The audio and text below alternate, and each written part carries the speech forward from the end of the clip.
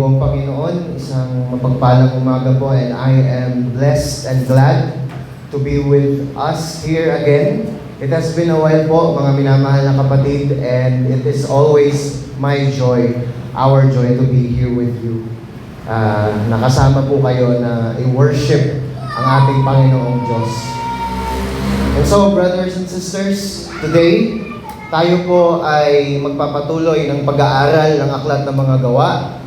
And we are going to go back at the preaching, the very first preaching recorded in the book of Acts. Ito po yung sermon na ibinigay po ng Panginoong Diyos sa pamamagitan ni Apostol Pedro. Mismong nung araw ng Pentecostes, the day of the Pentecost, when the Holy Spirit was given, this was the sermon that God used.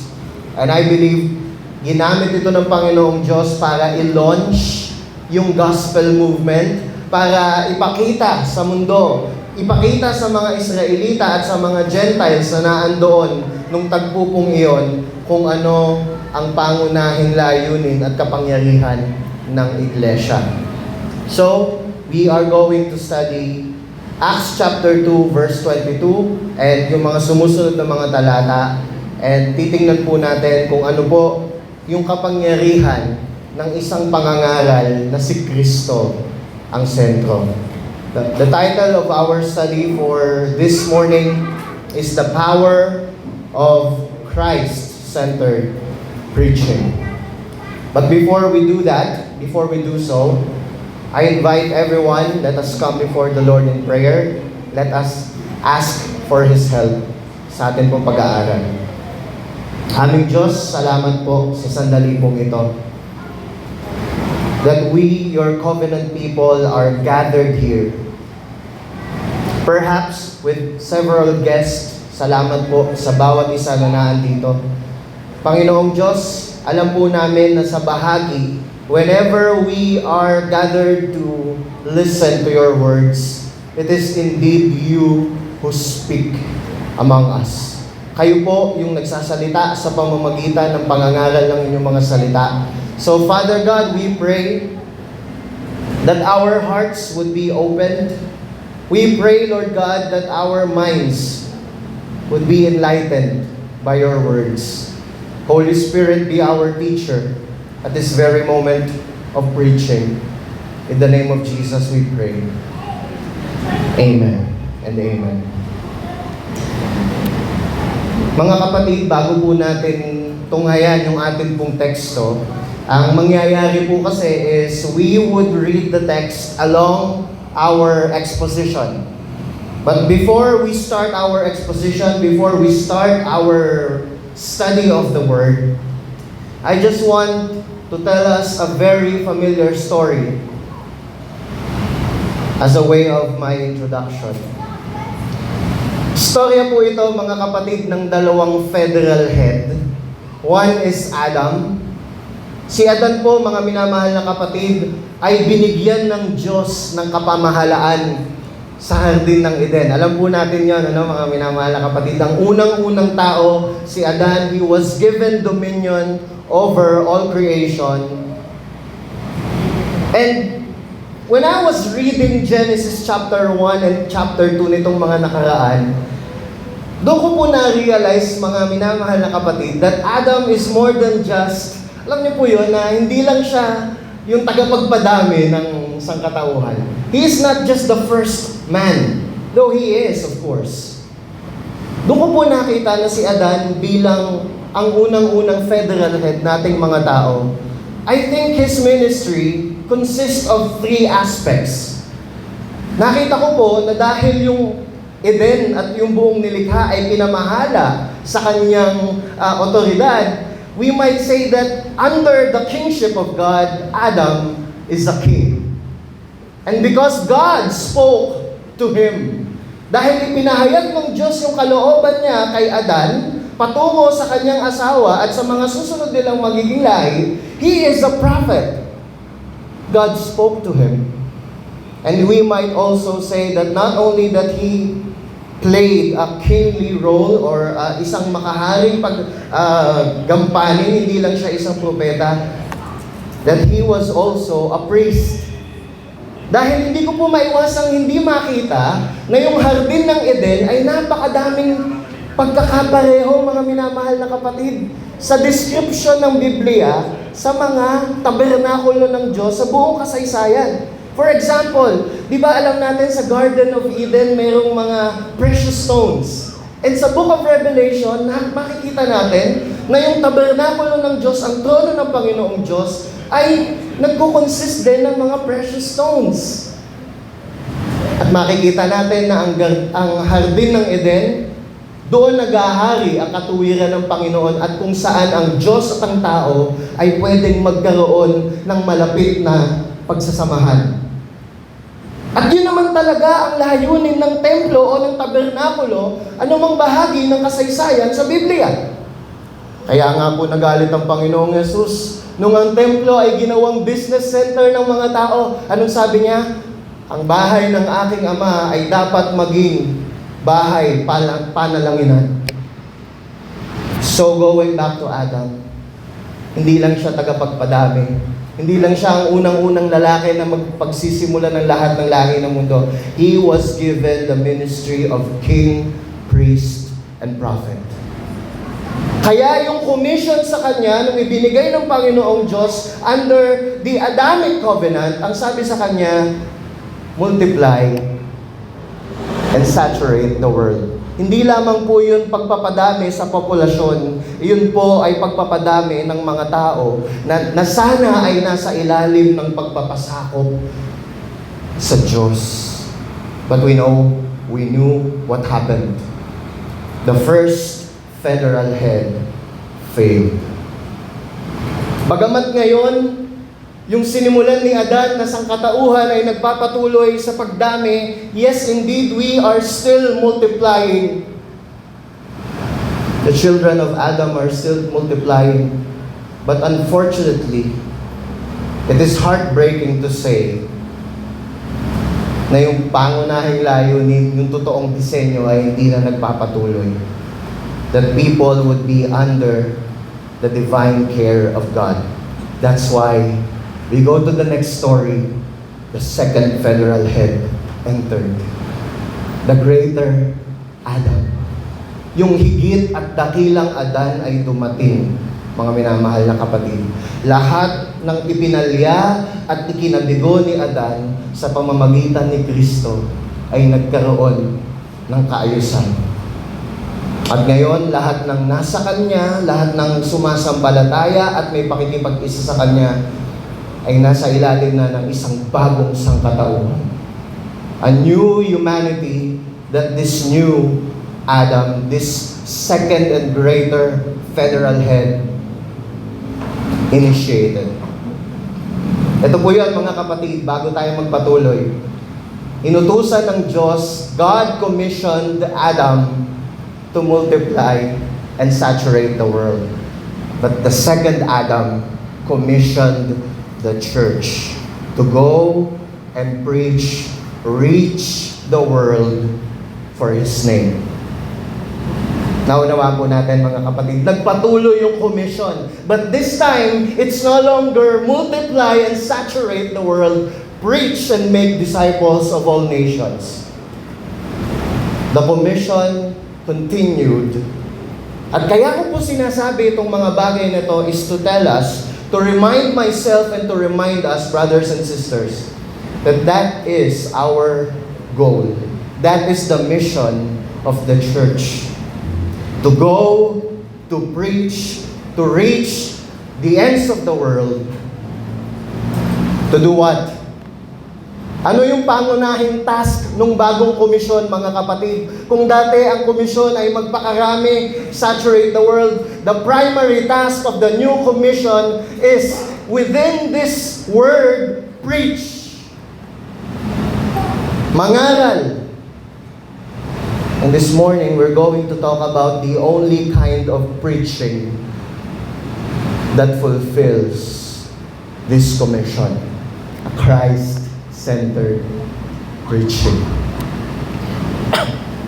So ito yung magiging tanong po natin ngayong umagang ito as we go through Acts chapter 2. This is the question: what are the elements of a Christ-centered preaching that Peter has mightily demonstrated in our text? Because ako po'y naniniwala na lahat po tayo sa kaloob-looban po natin ay nagnanasa, lalo na po dito sa atin sa main church. We want to be a church. Gusto natin maging isang iglesia na kamukha at malapit sa disenyo ng Panginoong Diyos mismo. We want to be a church empowered the way God wants to empower His church. And so it is very important for us this morning to discover this, to remember this, to be reminded of these things. So let's go on. Simulan natin ang ating pag-aaral. Unang bagay, mga minamahal na kapatid, na makikita po natin, first element, first important message na meron ng isang Christ-centered preaching is a preaching that talks about the perfection of Christ's life. Christ-centered preaching heralds the perfection and the power of the earthly life of Jesus Christ. Saan ko po nakuha yan? Ito na po tayo sa ating teksto. Please open your Bibles, or if you don't have one, just look on our screen. Ito po yung sinasabi. Basahin nga po natin ng sama-sama, mga minamahal na kapatid. Acts chapter 2, verse 22. Men of Israel, hear these words. Jesus of Nazareth, a man attested to you by God with mighty works and wonders and signs that God did through him in your midst, as you yourselves know. So we stop there. Yung unang bahagi, mga kapatid, ng pangangaral o ng sermon ni Apostol Pedro tungkol kay Kristo ay nagpatungkol, mga minamahal, or nakasentro, nakafocus, the spotlight was on the earthly life of Jesus Christ. And you would see on our screen, I highlighted the word attested. Yung salitang attested, kumbaga ang kahulugan niya sa Griego ay pinatunayan, pinakita, ginawang publiko. Ang sinasabi po dito ni Apostol Pedro ay para bang ganito: hindi ba alam ninyong lahat, mga tao ng Israel, nakita ninyong lahat, hindi lihim sa inyo ang naging buhay ni Kristo Jesus. The life, the public life of Jesus Christ. The earthly life of Jesus Christ. Now, I would like to argue that this is a very important aspect of gospel preaching. To be honest with you, I often forget. Madalas nakakalimutan ko po. Tingnan po natin mga minamahal na kapatid. Ngayon, you might ask the question, Brother David, Brother John David, why are you saying na ang pinapakita dyan ay yung life, perfect and powerful life ni Jesus? Dalawang P po iyon. Perfect and powerful. Di ba ang pinapakita dyan sa text ay yung powerful lang na naging buhay niya? Ano po sabi dito? Jesus was attested by God sa Israel daw. How? Through His, or by His mighty works and wonders and signs that God did through Him in your midst. Totoo po yun. Ang isang kamangha-mangha sa naging buhay ng Panginoong Jesus ay yung kapangyarihan niyang gumawa ng mga himala. However, I would like to argue from scriptures this reality, that the power of Jesus Christ's ministry is closely related and dependent on the perfection of His life. Yung pagiging makapangyarihang miracle worker ni Kristo, mga minamahal na kapatid, ay dahil siya din ay hindi lang basta makapangyarihan, is not just the anointed Son of God, He is also the obedient Son of God. Perfectly obedient Son of God. Sa ko po nakuha yun, tingnan nyo po, napakaganda nitong talatang ito. Nawa habang binabasa natin ay lalo tayong ma-in love sa ating tagapagligtas. Hebrews chapter 5 verse 7, sabi po dito, in the days of His flesh, Jesus offered up prayers and supplications with loud cries and tears to Him who was able to save Him from death, and He was heard because of His reverence. Purihin ang Panginoong Jesus. Isipin niyo po yun, mga kapatid. Yung anak ng Diyos na kung tutuusin ay pwede namang maging spoiled brat at lahat na lang ng gugustuhin niya ay susundin ng Diyos dahil anak siya. Pero tingnan niyo po ang sinasabi sa talatang ito, nung po pa lang ang Panginoong Hesus ay nandito sa daigdig, siya ay napuno ng pananalangin, siya ay napuno ng pag-iyak sa Panginoong Diyos, sa Ama. He was dependent to God in prayer. And because of that, all of His prayers were answered. Case study, John chapter 11 verse 41. This was the moment when He raised Lazarus from the grave. Sabi po ng Panginoong Jesus, basahin natin dito, John 11:41, so they took away the stone, and Jesus lifted up His eyes and said, Father, I thank You that You have heard me. I knew that You always hear me. But I said this on account of the people standing around, that they may believe that You sent me. Makikita natin dito, mga kapatid, yung confidence ng Panginoong Hesukristo na ang kanyang mga panalangin, gaano mang kaimposible sa pandinig ng tao, yung panalangin ng Panginoong Jesus na mabuhay muli si Lazarus na ilang araw ng patay, it was not hard for Him because His confidence is that His Father would listen to Him. Why? Because He is righteous. Let me ask you a question, brothers and sisters. Kung kayo po ay pagbibigyan ng pagkakataon ng Panginoon, papayag po ba kayo kung bibigyan tayo ng deal kung saan ang lahat ng panalangin natin ay diringgin ng Ama at ito ay susundin niya? If God would say, my child, because I love you so much, I will grant every single prayer that you ask. Payag po kayo? Yung totoo lang po. I think we would love that. But to be honest, while God is always answering our questions, not all of our prayers are answered the way we want them to be answered.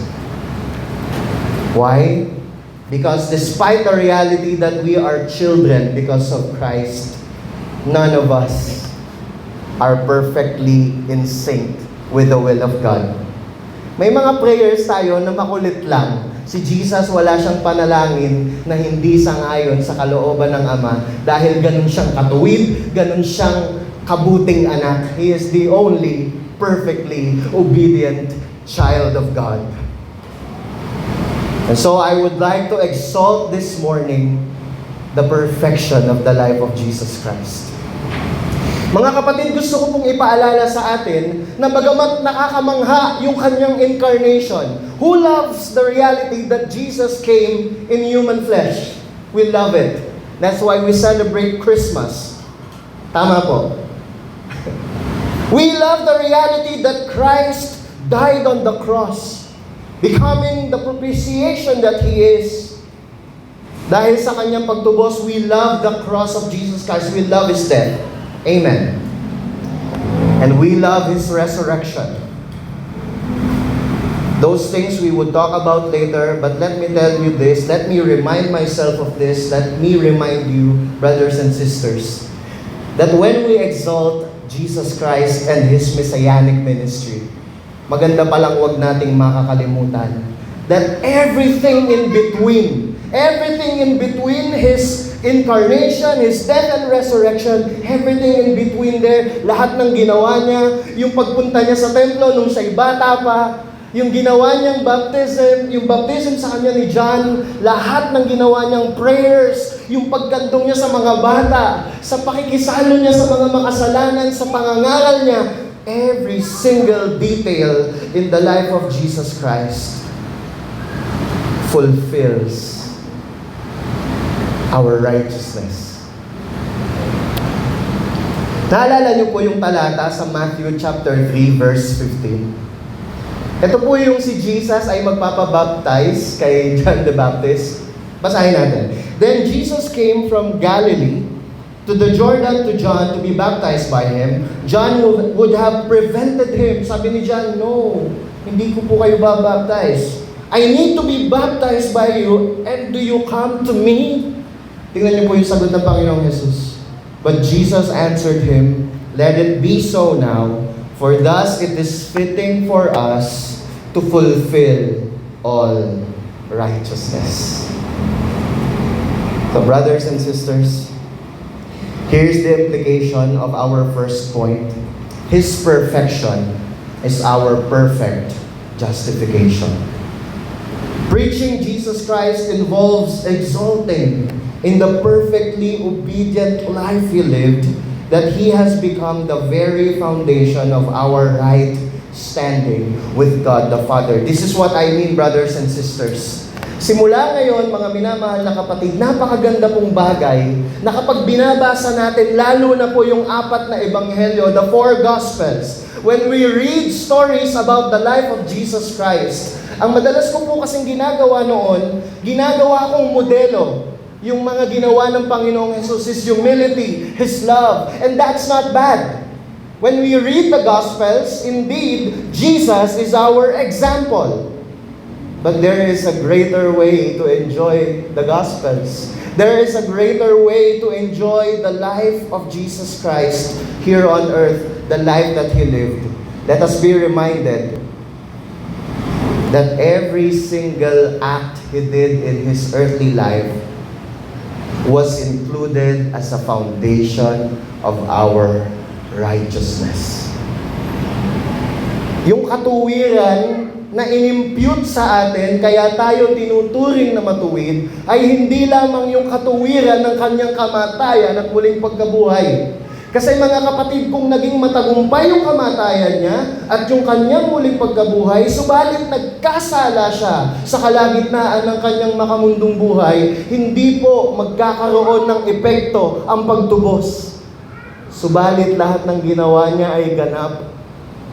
Lahat ng inisip niya ay ayon sa kalooban ng Ama. Tinukso siya sa lahat ng paraan, subalit hindi nagkasala. Mga mananampalataya, mga minamahal, kapag ipinagmamalaki natin ang Ebanghelyo, wag nating kakalimutang ipagmalaki ang perpekto nating tagapagligtas. Pangalawa, mga kapatid, na elemento ng Christ-centered preaching. Number 2, the sovereignty of Christ's death. Tingnan po natin yan sa ating talata, Acts chapter 2, verse 23. This Jesus, nagpapatuloy si Pedro, this Jesus delivered up according to the definite plan and foreknowledge of God, you crucified and killed by the hands of lawless men. So we go back to the question, who killed Jesus? Sinong nagpapatay kay Jesus? We might answer the Jewish leaders, and that's correct, that's not wrong. We might answer it was the decision of Pontius Pilate. Binabasa natin yan sa ating Apostles' Creed. He was tried under Pontius Pilate. Yes, we might say that contributed to his death.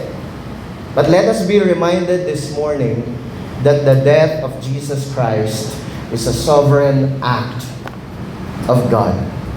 Madaming talata, mga kapatid, I cannot even begin to unpack everything.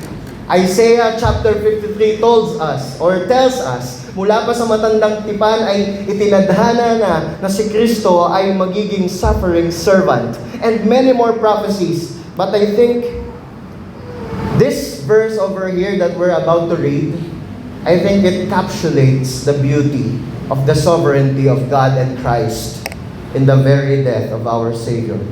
Open your Bibles, John chapter 10, verses 17 to 18.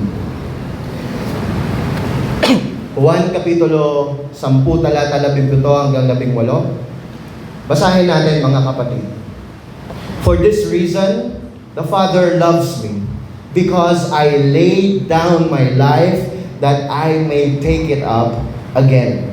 No one takes it from me, but I lay it down on my own accord. I have authority to lay it down, and I have authority to take it up again. This charge I have received from my Father. Brothers and sisters, let me tell you this. Nung moment na ang Panginoong Jesus lumalakad na yung naratibo na siya ay ipapahuli, yung moment na siya ay nililitis ng walang katarungan, nung moment na siya ay hinahagupit at pinaglakad, daladala yung krus, at nung moment na siya ay pinapako sa krus ng Kalbaryo, at hanggang sa moment na binigay niya yung kanyang huling hininga, let me tell you something that I think we all know. Let me remind myself and let us be reminded that at those very moments, heaven is not in panic. Hindi po nagpapanik ang Diyos Ama. Nako, sabi niya sa mga anghel, teka, tingnan niyo yung nangyayari. Parang matatalo tayo. Tingnan niyo yung anak ko. Hindi makatarungan, no? Ang banal na spirito ay hindi nagpapanik. The angels were not panicking while it is written in the Word of God that they do not exactly know the purposes of God in redemption. Even angels look forward to this. But heaven is not under crisis. Na para bang heaven was caught in surprise when Jesus was walking towards His death. Sabi ng Panginoong Jesus, mamamatay ako hindi dahil naisahan ako ni Satanas. Mamamatay ako hindi dahil mas makapangyarihan sa akin ang kahit sinong Hudyo. I lay my life. No one can take it away from me. That is our sovereign Savior. At ang nakakamangha pa dito, mga kapatid, tingnan niyo po yung huling bahagi ng talata. This charge I have received from my Father. I can't help but remember the counsel of peace. I can't help but remember the agreement that God the Father had with God the Son from eternity past when they were orchestrating this great redemption. Mga minamahal na kapatid, maging ang kamatayan ni Jesus ay bahagi ng pagpaplanong yon, kaya hindi nasusupresa ang Ama at ang Anak sa sakripisyong ito. Because it was eternally predestined. It was foreknown. It was foreknown by the Father.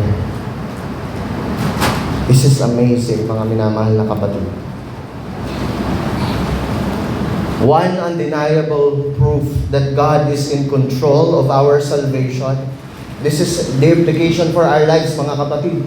Ito po ang ibig sabihin nito sa ating mga buhay. Isang patunay na sovereign si God sa ating salvation. I know we heard that phrase a lot of times before. God is sovereign in our salvation. And I think we all say amen to that. May lubos na kapamahalaan ang Diyos sa kaligtasan ko at sa kaligtasan nating lahat. Hindi ito nakasalalay sa kamay ko at sa kapangyarihan ko. Ang kaligtasan ko ay tangan ng Diyos sa pamamagitan ni Kristo. Anong patunay natin na hindi papalya yun? What is one of the proof that that sovereign salvation would not fail? Ang isa sa patunay nun, mga kapatid, ay dahil yung mismong tagapagligtas kahit kailan ay hindi nawalan ng kontrol sa pagliligtas sa atin, maging sa tinitingnan ng mundong kahinaan niya, which is yung kamatayan niya, ay bahagi ng kanyang makapangyarihang plano. If Jesus was so sovereign that even His death was part of His plan, how can we not trust that He would fulfill, na pasasakdalin niya yung mga bagay na sinimulan niya sa atin? He who began a good work in us will bring it to completion in the day of Christ. We have that confidence. Third, pangatlong realidad patungkol sa isang Christocentric preaching. Number one, ang Christ-centered preaching ay nakafocus sa perpektong buhay ni Kristo. Number two, ang Christ-centered preaching ay nakafocus sa sovereign death ng Panginoong Jesus. Third, Christ-centered preaching is focused on the undeniability of Christ's resurrection. Tingnan natin mga kapatid. Dito po sa talata natin, as we would see later, gusto ko lang ipakita sa inyo yung yung ginawa dito. Gusto ko lang ipakita yung blueprint ng ginawa ni Apostol Pablo. Apostol Pedro. I want to show us yung una niyang ginawang evidence sa pagpapatunay ng resurrection. Proof number one. Proof number one, he used the case of David and Psalm 16. Yun yung ginawa niya mga kapatid. Ginamit niya yung awit kapitulo 16 para pasaksihan at patunayan sa mga Hudyo at sa mga Hintil na nakikinig sa kanya ng mga pagkakataon na ito na si Kristo nga ay tunay na nabuhay na muli. Yung pangalawa mga kapatid na ebidensya, makikita naman natin mamaya yon. The second proof that he has given is his personal and their collective witnesses. Yung pasaksi o yung saksi ng mga alagad. So later we would see that. Let's focus on proof number one. Proof number one, mga kapatid, basahin po natin Acts chapter 2, verse 24 to 31. Sama-sama natin basahin, mga minamahal na kapatid. God raised him up, losing the pangs of death because it was not possible for him to be held by it. For David says concerning him, I saw the Lord always before me, for he is at my right hand, that I may not be shaken. Therefore, my heart was glad and my tongue rejoiced. My flesh also will dwell in hope, for you will not abandon my soul to Hades, or let your Holy One see corruption.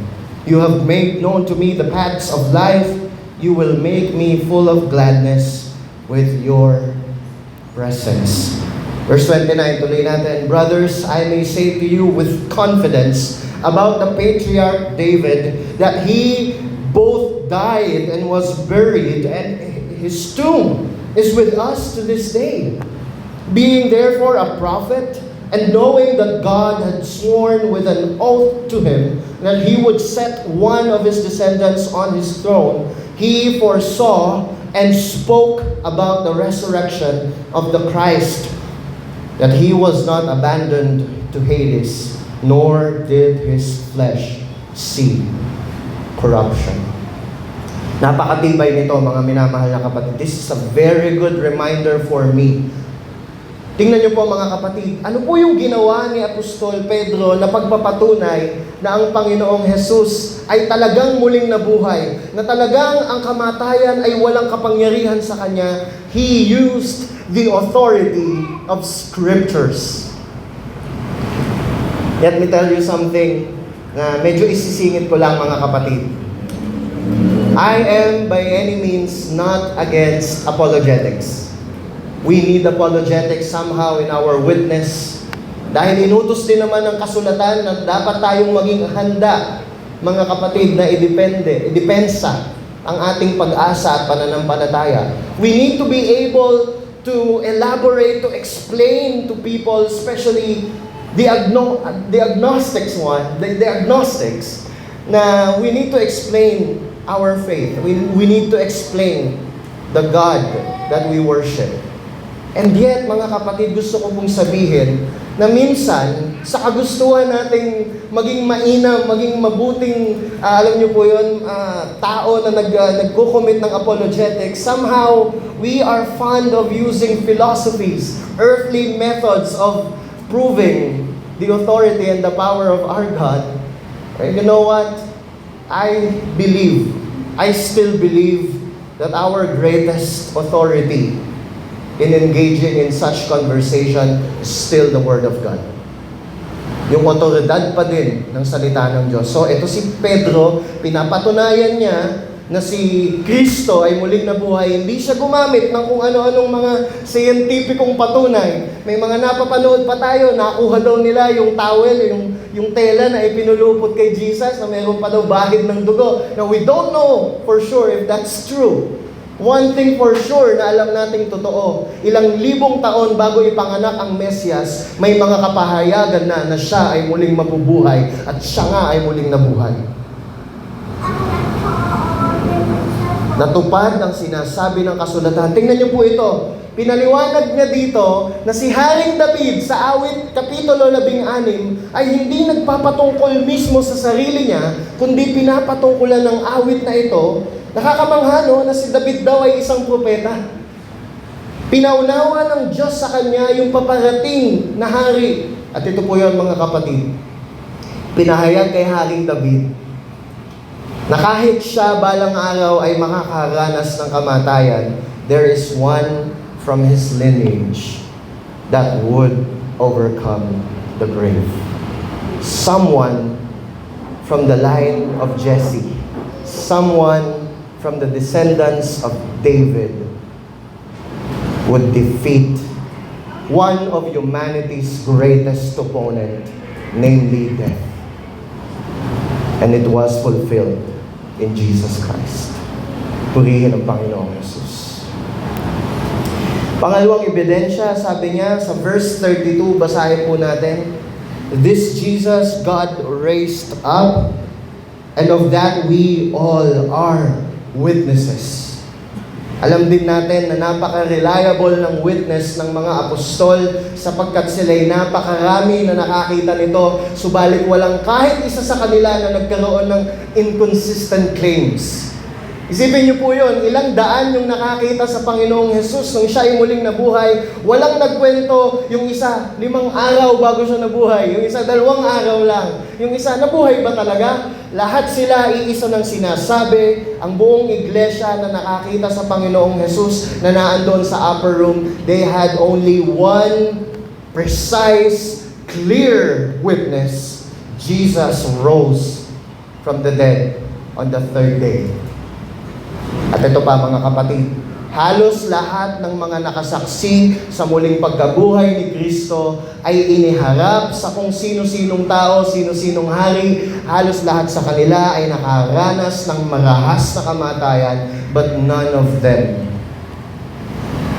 turned their backs against the Lord.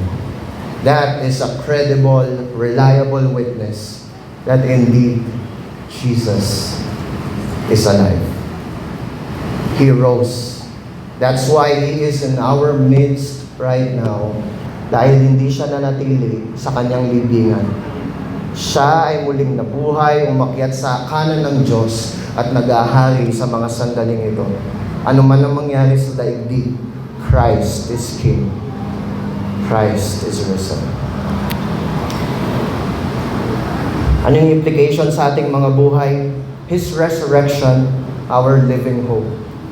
Just as David rejoiced upon knowing that the Messiah would soon defeat death, di ba nalaman ni David from the Lord, he was a prophet. Pinaunawa sa kanya ng Diyos, balang araw, David, someone would overcome the grave. Someone would defeat death. Kung paanong naligayahan si David to the point na naisulat niya yung Psalm 16, na as if nasa point of view niya na naliligayahan siya. He rejoiced in the Lord because he knew someday death would be defeated.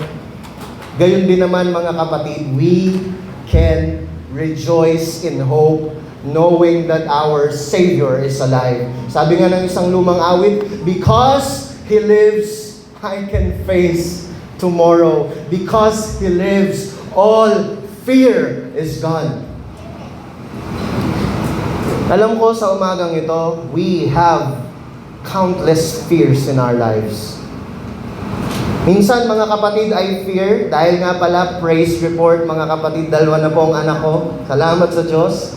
Ligtas na nakapanganak ang aking misis, although cesarean. You know, sometimes when I look at my newborn child, napakaliit, and I look at my firstborn child, maliit pa din, And I think, paano kaya pag nawala ako sa daigdig na to? Paano kaya pag kinuha ako ng Panginoon ng maaga? Paano na sila? And I know mga kapatid, kung magkakaaminan tayo, madami tayong mga fears sa ating mga puso. And yet, one reality can wipe away those fears. Jesus is alive. He is risen. The one who rules the universe. The one for whom everything was created for by Him and through Him are all things made. The one who is sovereign in all things is still alive. And so what if I die? Christ would raise my children.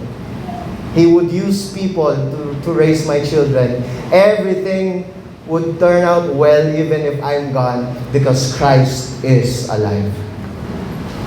All is well with our souls dahil buhay siya. We turn to our last point, brothers and sisters. Yung huling bahagi, huling elemento ng isang Christ-centered preaching, hindi lamang yung ipagmalaki natin yung perpektong buhay, sovereign na kamatayan, yung dakilang muling pagkabuhay. The last portion of a Christ-centered preaching is a preaching that talks about the glory of Christ's ascension. Christ-centered preaching heralds that Jesus Christ's ascension reflects the glory and authority of our Trinitarian faith. I will explain why I mentioned our Trinitarian faith here. But tingnan muna natin yung ating teksto, mga minamahal na kapatid. Open your Bibles, or again, tingnan na lang natin sa unahan, Acts chapter 2, verse 33 to 36. And this is our last portion. Ito yung mga huling talata natin sa ating pag-aaral this morning. Basahin natin sama-sama mga kapatid. Being therefore exalted at the right hand of God, and having received from the Father the promise of the Holy Spirit, He has poured out this that you yourselves are seeing and hearing. Yung sinasabi niya doon na this, na nakikita nila, yung outpouring ng Holy Spirit. Tuloy natin, verse 34. For David did not ascend into the heavens, but he himself says, the Lord said to my Lord, sit at my right hand until I make your enemies your footstool. Tuloy natin. Let all the house of Israel therefore know for certain that God has made Him both Lord and Christ, this Jesus whom you crucified. End of the sermon. Yun yung end ng sermon ni Apostol Pedro. So, let's see anong meron po doon mga minamahal na kapatid. Tingnan natin. Una, bago pa tayo tuluyang pumalaot, gusto ko pong sabihin na kagaya ng ginawa niya sa muling pagkabuhay ni Jesus, ng ating Panginoon, pinatunayan din ni Apostol Pedro sa pamamagitan ng isang salmo, sa pamamagitan ng isang awit mula sa matandang tipan, yung hindi lang yung muling pagkabuhay, kundi yung pag-angat, yung pagtaas ng Panginoong Jesus patungo sa kanan ng Diyos at yung pagiging Panginoon niya ng buong sangkatauhan. Even that was clearly prophesied. Meron po ba sa inyo nakakaalam kung anong talata yon? Yung sinasabi dito, the Lord said to my Lord, sit at my right hand until I make your enemies your footstool. That was Psalm 110. Awit Kapitulo 110. Yung po yung paumpisa po noon. Sinabi ng Panginoon ko sa aking Panginoon. Hamang-hamang po, ano? Yung Panginoon na ang Diyos Ama ay sinabi sa Panginoon na Diyos Anak na siya ay uupo sa kanang kamay ng trono at ang lahat ng kaaway ay payuyukurin sa kanyang paanan. This is according to the Apostle Peter. Ayon kay Pedro, ito po ay propesiya ng pagkataas, ng pagkatanghal ng Messiah. This is the ascension of Jesus Christ. Pero gusto ko pong pagtuunan natin ng pansin yung talatang 33. This is amazing, brothers and sisters. Tingnan natin yung verse 33. Mga kapatid, napakaganda ng ipinahayag ng Diyos sa pamamagitan ni Pedro na hiwaga na nangyari sa pag-akyat ng Panginoong Hesus. Mga kapatid, tungayan po natin and dito po tayo magtatapos sa ating pag-aaral. Tingnan niyo po, sabi dito, being therefore exalted at the right hand of God. So, yun na po yung ascension. Tama po mga kapatid? Nasaan si Jesus ngayon? We might say, He is in our lives. He dwells in us by the Spirit. But His actual, glorious presence, where is it? At the right hand of the Father. Tama po mga kapatid? I hope that's not confusing to us. Nasa kanang kamay ng Panginoong Diyos, meaning to say, hindi siya nanatiling nasa daigdig yung kanyang physical na presensya, nung siya po ay muling nabuhay, taglay yung glorified body na mamanahin din po natin. He did not stay here, though He stayed for 40 days, He teached, He prepared His apostles, but He ascended. Maalala natin yun sa Acts chapter 1, umakyat siya. Umangat siya, bumalik siya sa piling ng Ama. Siya ay umupo sa kanang kamay ng Diyos Ama. At anong nangyari right after that? He received from the Father the promised Holy Spirit.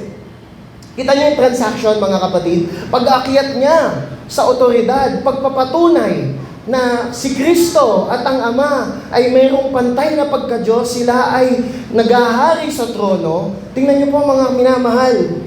Ang una nilang ginawa ay hindi magbaba ng isang church blueprint. Ito dahil nandito na ako sa kanang kamay at ito na ang Ama. Okay, hintayin nyo. Ibababa ko yung plano, yung blueprint kung paano nyo gagawin, kung paano nyo isusulong yung church. No. Ano daw yung tinanggap ng Panginoong Hesus?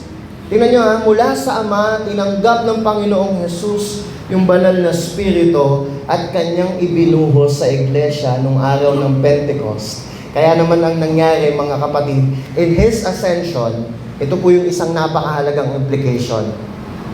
Our Trinitarian faith has been upheld. Napatunayan, mga minamahal na kapatid, na tunay yung ating pananampalataya sa iisang Diyos na ipinahayag ang kanyang sarili sa tatlong persona.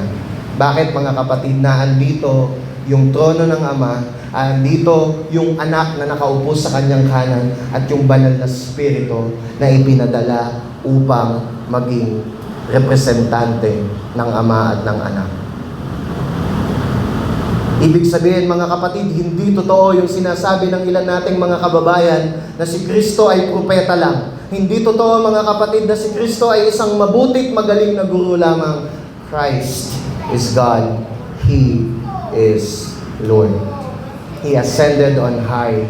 At anong ginagawa niya doon? Sabi ng Romans chapter 8, He is interceding for us. So, anong implication doon sa ating buhay? Being shown to be truly God and the only saving Lord of His people, we have found the most fitting object of our hearts, adoration. Ito yan, mga kapatid. Tingnan niyo po, ang sinasabi ko po dito, mga minamahal na kapatid, yung awit kapitulo 100 talatang 110 ay nagpapahayag ng pagluwalhati sa kanya na tumabi o nailagay sa kanan ng Diyos. So this is what I'm trying to point here, brothers and sisters. Now that Jesus has been proven to be God and Lord, merong magandang implication sa ating worship. Mga minamahal na kapatid, ang ating mga puso, hindi lang, di ba sabi ni Pascal, ang ating mga puso daw ay merong puwang na kasing laki ng Diyos. Our hearts are longing for God because we need, our hearts has a God-sized shape. But more than that, I believe our hearts are longing for someone to adore. Magaling tayong mga tao dyan, mabilis tayong umanga. We long for people to look up to. We look forward for people whom we can trust with our lives, whom we can admire without hesitation. And this morning, let me tell you and let me remind myself again, Jesus is the only one who is worthy of our adoration because He is the only one seated at the right hand of God. So, here's the message for our lives. This is where I truly end with the implication. Ano yung mensahe nito sa ating mga buhay? Yung mensahe, mga kapatid, ng perpektong buhay, ng dakilang kamatayan, ng hindi maitatangging muling pagkabuhay, at pag-angat ng Panginoong Hesus. Ang mensahe ng mga bagay na yon, yung ebanghelyo na naglalaman ng mga bagay na yon, yun yung nag-iisa nating pag-asa. Brothers and sisters, let me tell you this. Kung meron man po sa sandaling ito, you are outside of Christ. If there are some people here, maybe you are a guest here, maybe someone invited you to attend, let me tell you a very important message, my beloved. Gusto ko pong sabihin itong mensaheng ito. To those outside of Christ, we don't have any other hope aside from the message that I have just preached. Hindi mo kaya, kapatid, kaibigan, hindi mo kayang mabuhay ng perpekto. Hindi mo kayang mamatay ng sovereign ka sa kamatayan mo. Hindi nga natin alam kung kailan tayo mamamatay. Kaibigan, hindi mo lalo kayang mabuhay pag namatay ka na sa sarili mong lakas. At lalong hindi mo kaya, kaibigan, umakyat sa trono ng Ama at sabihin na ikaw ay uupo doon. Kaibigan, kung wala ang mga bagay na ito, ang naghihintay sa atin ay walang hanggang kapahamakan. Subalit sa umagang ito, kung ang mga bagay na ito ay ating paniniwalaan, kung ang mga bagay na ito ay gagawin nating ating kayamanan, ito'y pangahawakan natin, si Kristo ay yayakapin natin bilang perpektong tagapagligtas na buhay na magmuli, haring bumalik sa kanan ng Diyos at haring muling darating. Kapatid, kaibigan, kung yun ang pananampalataya mo ngayon, I can assure you of eternal salvation, and there is no other hope aside from this. But not only to those who are unconverted, let me tell you, even to the seasoned saints. Sa mga mananampalataya, sa mga manggagawa, sa mga mangangaral na kagaya ko po na naandito sa bahagi pong ito, sa pagkakataon pong ito, mga kapatid. Maging sa ating ministeryo, maging sa pagpapalaki natin ng ating mga anak, the covenant children here. Even on the way we do work as Christians, in every aspect of our Christian living, our only hope is this, that we have a perfect Savior who died, who lived, who rose in power, who will return. Wala tayong ibang pag-asa, mga kapatid. Kaya naman, kung ito lang ang pag-asa ng mga wala kay Kristo, at kung ito ang pag-asa nating mga na kay Kristo, ito lang yung natitira nating gawin. Bank on it, savor it, preach it to those whom we love, herald it to the ends of the world. Let's pray. Father God, we thank you so much. We thank you for giving us the second and the greater Adam. Salamat sa Panginoong Jesus na perpektong nabuhay. Walang kamali ang namatay. Hindi maitatanggi na muling nabuhay at naluklok sa inyong kanan. At ang sabi niyo pa, Panginoong Jesus, ang sabi pa ng Panginoong Jesus, aming Ama, all authority in heaven has been given, in heaven and on earth has been given to Him. Salamat sa Panginoong Jesus. Right now, Father God, our response, ang tugon ng aming puso, ay paghanga at pagsamba. Panginoon, nawa, pangunahan niyo kami, Banal na Espiritu, na sa mga bagay na aming narinig ang maging tugon namin ay pagtitiwala, Panginoon. That only you possesses this kind of power. And despite the reality that all over the news, sa aming mga personal na buhay, kahit sa aming bansa, sa buong daigdig, may mga digmaan, may pagtatalo-talo ang mga tao, mga kapatid, kung minsan ito po, o madalas ito po ay nakapapagal, nakakapagod sa aming mga puso. Yung mga troubles sa aming trabaho, yung mga troubles, yung mga pangangailangan sa pamilya, there are times, Father, that our hearts are so burdened by such things. There are times we don't know what to do. We look to people, we look to our human wisdom for answers, and yet we keep failing and failing. But today, in the preaching of your word, your Son has been exalted, and we have been reminded that there is only one hope for us, our Lord, Savior, our King, our priest, and our prophet, Lord Jesus Christ. Maraming salamat po. Nawa po, Panginoong Diyos, ang iglesia pong ito ay patuloy po ninyong pagharian kung paanong ginagawa niyo na po ito. I pray that your power would continue to manifest in our lives. That as we live our lives as covenant members of this local church, and as we go out into the world to preach your name, may your power be with us. May we be faithful in preaching you hanggang sa araw ng inyong pagbabalik. Maraming salamat po. Ito po ang aming samo at panalangin ng may pagsamba sa inyo sa pangalan ng aming dakilang Panginoon na si Jesus. Amen and amen. Purihin po ang Panginoon.